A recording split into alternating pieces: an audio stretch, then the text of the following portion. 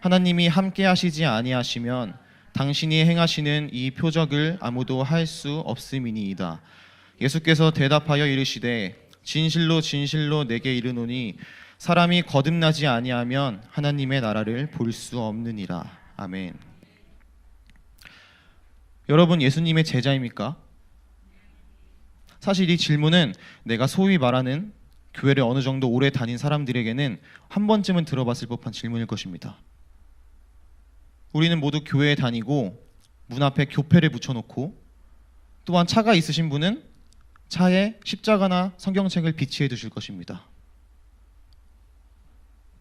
카일 아이들먼의 저작인 팬인가 제자인가 라는 책은 제가 사실 고등학교 다닐 때 읽었던 책이고 지금까지도 감명 깊게 읽고 있는 책입니다. 그래서 이 책을 참고해서 2월 한 달 동안 같이 말씀을 나누고 은혜를 나누고자 합니다.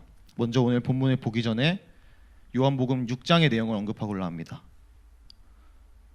요한복음 6장의 초반부 내용은 기독교인이 아니어도 누구나 알고 있는 어떤 말씀인지 혹시 아시나요? 바로 오병이어의 기적입니다. 성경책은 그 자리에 있던 5천여 명의 사람들이 모두 배불리 먹고도 음식이 남았다고 하고 있습니다. 근데 그 오병이어의 기적을 체험한 그 무리들이 어떤 무리들이냐면, 예수님이 병든 사람을 고치는 기적들을 누구는 직접 보고 직접 경험하고 혹은 직접 다른 사람을 통해서 들었던 사람들입니다. 그런 무리들이 이제는 직접 오병이어의 기적을 체험했습니다. 다음 날 그들은 다시 예수님을 찾으러 갑니다.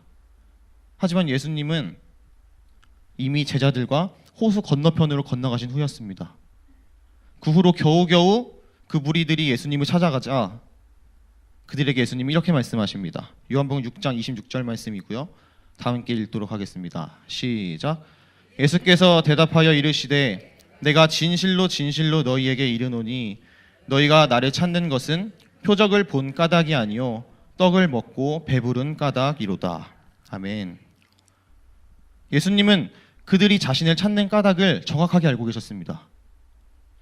그들은 예수님 그 자체로, 예수님 때문에 예수님을 찾으러 온 것이 아니라 오늘 본문 말씀 나온 것처럼 떡을 먹고 배불렀기 때문에 예수님을 찾았습니다.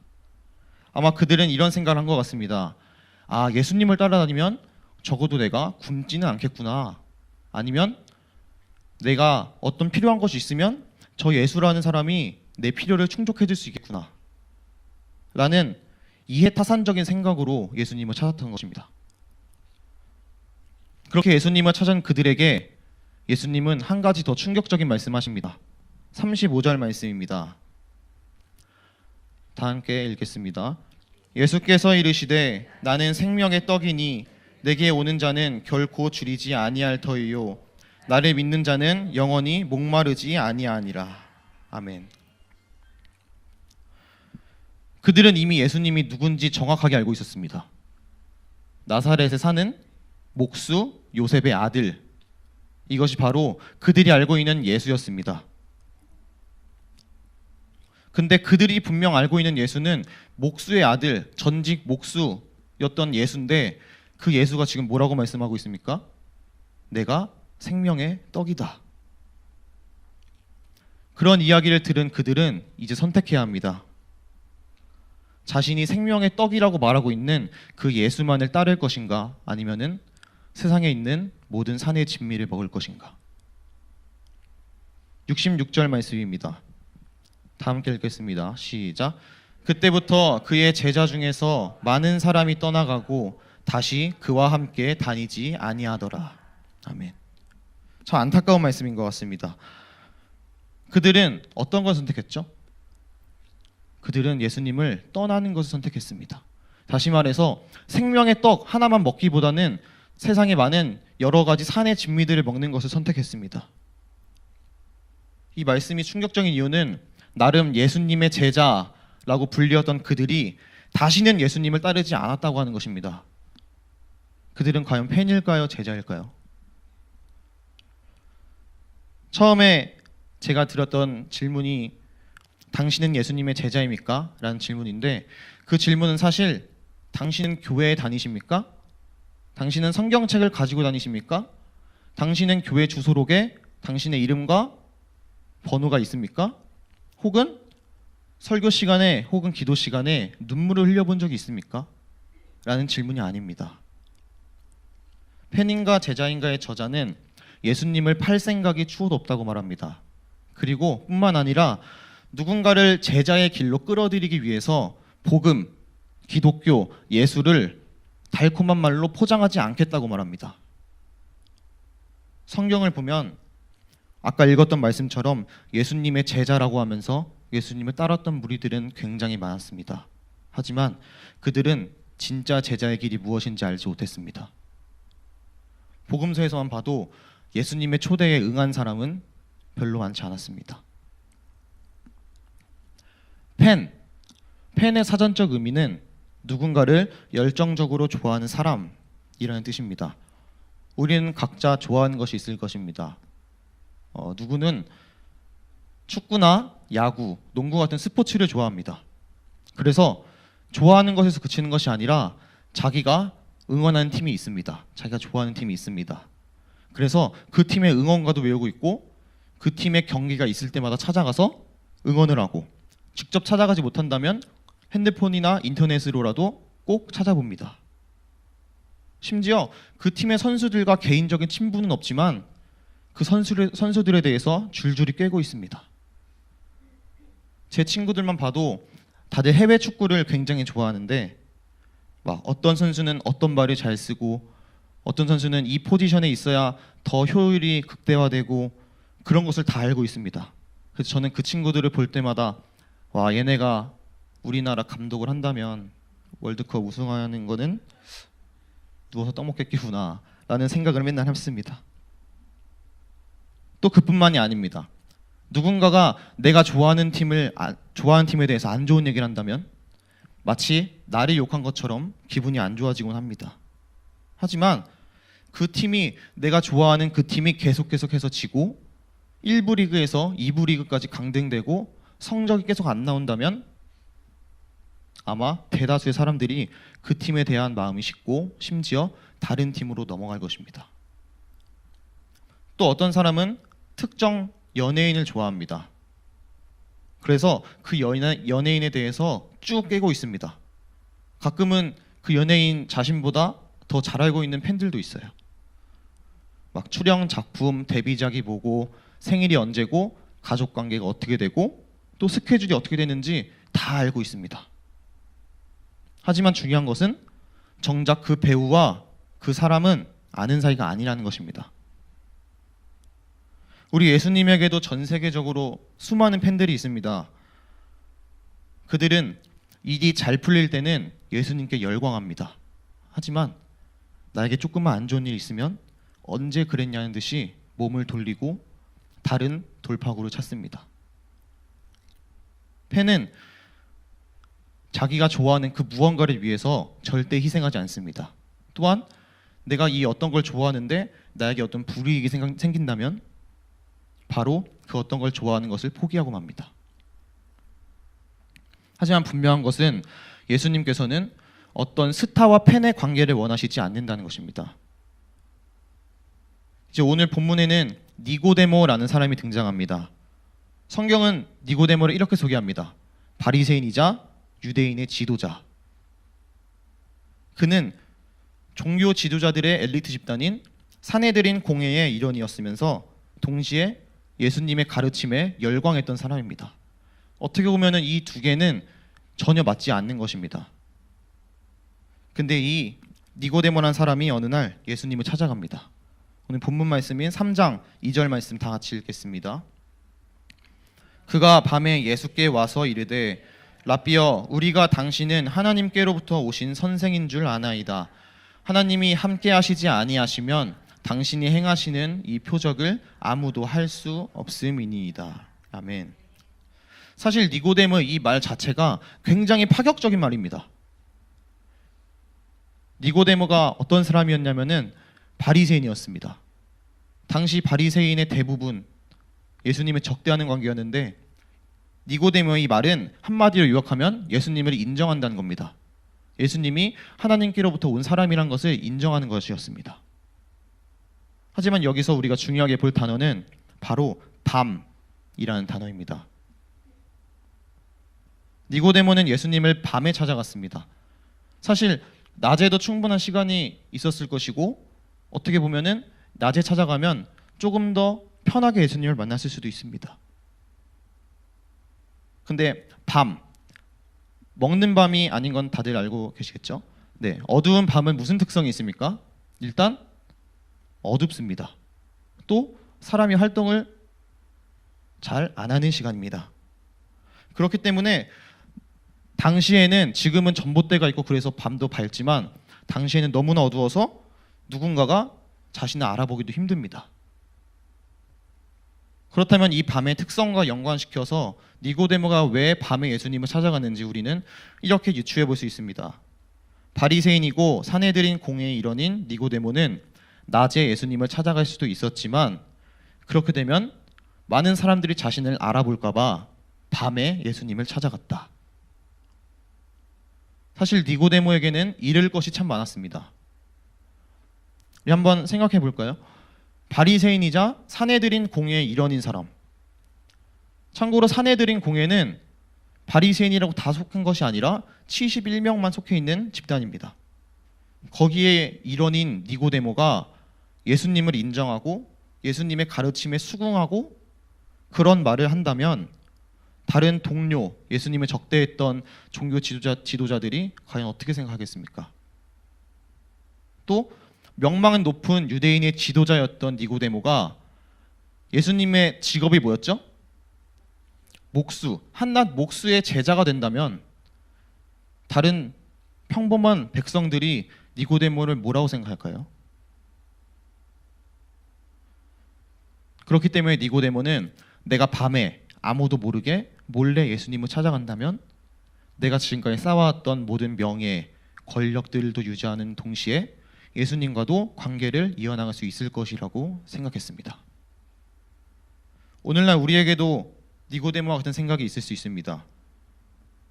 예수님을 믿는 걸 굳이 친구나 가족에게 말할 필요는 없지. 아니면 무지 회사를 다니는데 굳이 불편하게 뭐하러 사람들한테 내가 교회 다닌다고 말해. 좀 찔리긴 한데 예수님도 이해해 주실 거야 하면서 자기 합리화를 시키기도 합니다. 니고데모처럼 밤에 조용히 아무도 모르게 예수님을 찾아가서 결심한다면, 예수님을 따르겠다고 결심한다면 그동안 쌓아왔던 나의 편안한 삶들이 무너지지 않을 수는 있습니다. 하지만 뭔가 이 모습에서 제자의 모습이 보이기보단 펜의 모습이 보이지 않습니까? 펜은 자기의 삶을 조금도 예수님께 내어드리려고 하지 않습니다.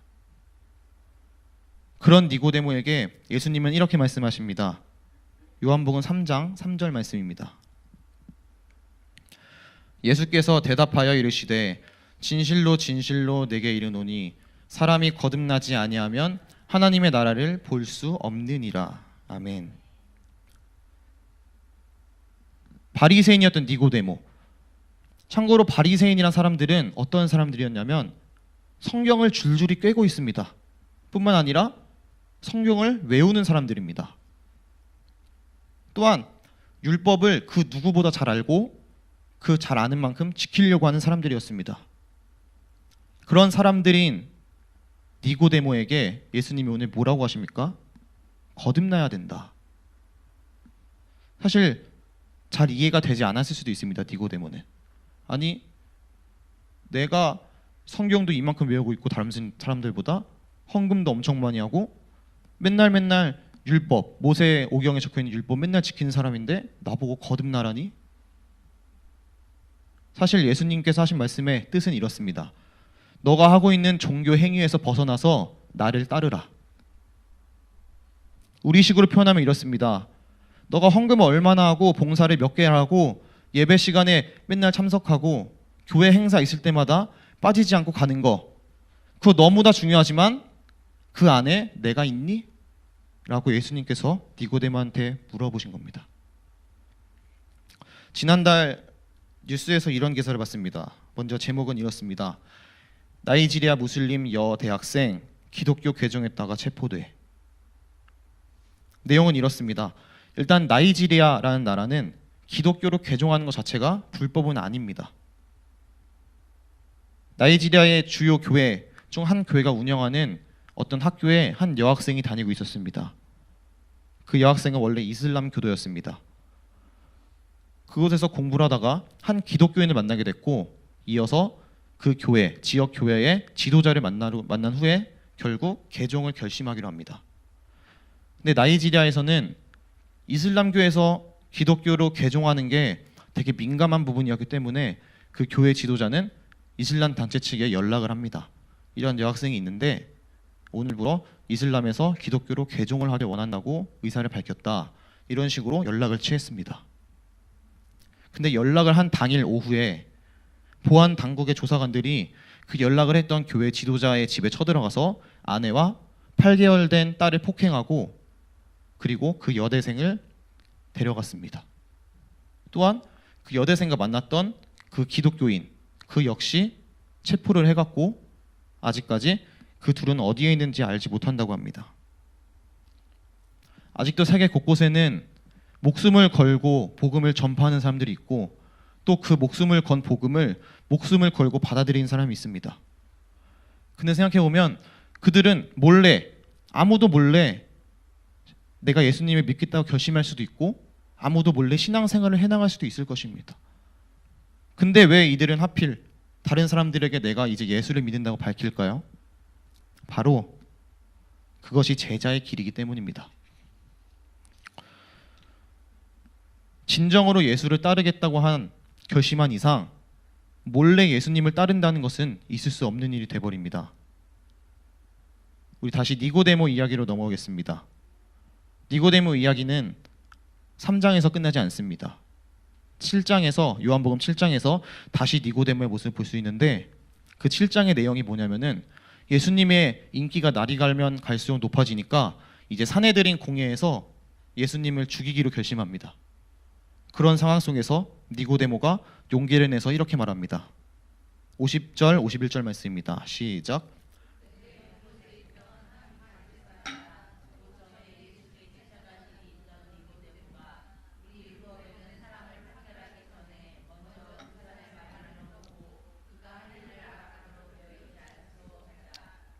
아멘. 니고데모는 용기를 냈습니다. 니고데모는 자신의 명예를 걸고 공개적으로 예수님을 변호했습니다. 근데 이 말을 들은 다른 종교 지도자들의 반응은 이렇습니다. 52절 말씀입니다. 그들이 대답하여 이르되 너도 갈릴리에서 왔느냐? 찾아보라. 갈릴리에서는 선지자가 나지 못하느니라 하였더라. 아멘. 너도 갈릴리에서 왔느냐? 곧 너도 갈릴리 출신이냐? 라고 물어보는 이 말이 별 말이 아닌 것 같아 보이지만 사실 갈릴리라는 마을은 전혀 자랑할 것이 못 되는 그런 촌동네였습니다. 더군다나 명예를 굉장히 중요하게 여기는 바리새인들에게는 이 출신에 대한 문제가 굉장히 민감한 문제였고 갈릴리 출신이냐는 질문을 받은 니고데모에게는 자존심을 긁는 얘기였을 것입니다.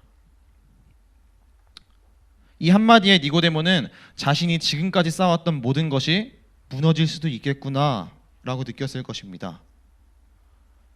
신앙의 길, 믿음의 길로 막상 들어선 사람들은 누구나 선택의 기로에 놓이게 됩니다. 펜의 길과 제자의 길입니다. 니고데모는 요한복음이 끝날 무렵에 마지막으로 한 번 더 등장합니다. 19장 39절에서 40절 말씀입니다. 일찍이 예수께 밤에 찾아왔던 니고데모도 몰약과 침향 섞은 것을 100리트라쯤 가지고 온지라. 이에 제자를 장례 법대로 그 향품과 함께 세마포로 쌌더라. 아멘.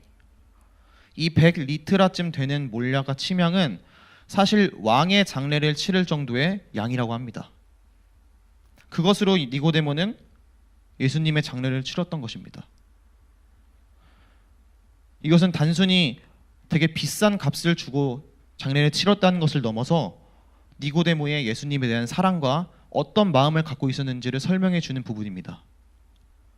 만약 니고데모가 예수님이 그냥 좀 유명했던 랍비 선생 중 한 명이라고 생각했다면 절대 비싼 값을 들여서 장례를 치르지 않았을 것입니다.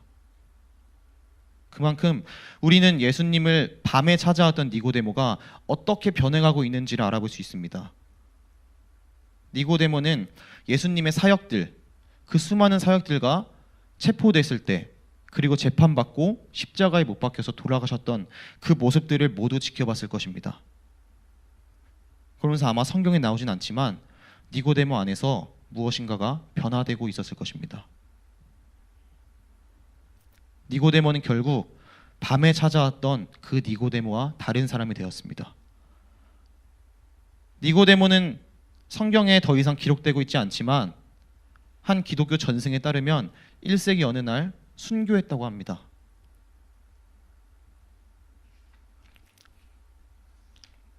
많은 사람들이 교회를 다니고 나는 예수님을 믿는다고 말합니다. 그건 2000년 전에도 마찬가지였습니다. 많은 무리들이 예수님을 따르고 기적을 경험하고 말씀을 들었습니다. 하지만 예수님이 체포되고 재판받을 때 그들은 모두 떠나갔습니다. 하나같이 나는 예수란 사람을 모른다고 말했습니다. 그 가까이에서 3년 동안 예수님과 함께 지냈던 베드로조차 나는 그 사람이 누군지 모른다고 했습니다. 사실 이해가 되기도 합니다. 그때 예수님을 안다고 내가 이렇게 주장한다면 예수님과 함께 체포되는 것은 물론이요, 같이 사형을 당할 수도 있었을 것입니다. 하지만 결국 예수님의 제자라고 칭했던 그 많은 무리들은 제자가 아니라 팬이었습니다. 하지만 부활하신 예수님은 그들에게 나무라지 않았습니다. 왜 그때 그 자리에 없었냐고, 왜 나를 혼자 내두고 다 도망갔냐고, 왜 나를 외면했었냐고 책임을 묻지도 않으셨습니다. 오히려 먼저 다가오셔서 다시 한번 제자의 길로 초대하셨습니다. 이제 말씀을 정리하려고 합니다. 팬은 자신의 삶을 내어서 고통과 희생을 감수하면서까지 예수님을 따르려고 하지 않습니다. 오히려 밤에 니고데모가 찾아왔던 것처럼 자신의 삶을 유지한 채 예수님이 내 삶의 영역에 들어오는 것을 받아들이지 않습니다. 반면에 제자는 어떻습니까? 내 삶을 내어서라도 예수님을 따르는 길에 그 어떤 고통과 고난이 있을지라도 반드시 예수님을 따르고야 합니다. 오늘 이 말씀을 듣고 한번 생각해 보시기 바랍니다. 지금까지 나는 과연 예수님의 팬인가 제자인가? 만일 예수님을 밤에 찾아왔던 그 니고데모처럼 팬의 길을 걷고 있었다면 오늘 예수님께서 제자들에게 그러셨던 것처럼 다시 한번 우리를 찾아오십니다. 그리고 빛 가운데로 부르십니다.